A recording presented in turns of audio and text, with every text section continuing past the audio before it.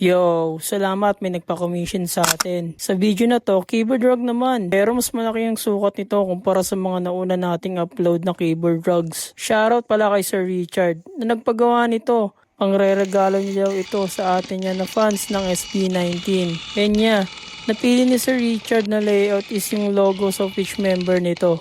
At sa mga nakapanood nitong video, comment nyo naman kung sino ang paborito nyong member ng SB19.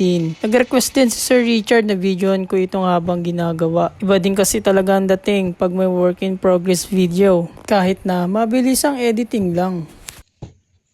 And yeah, here's the final result.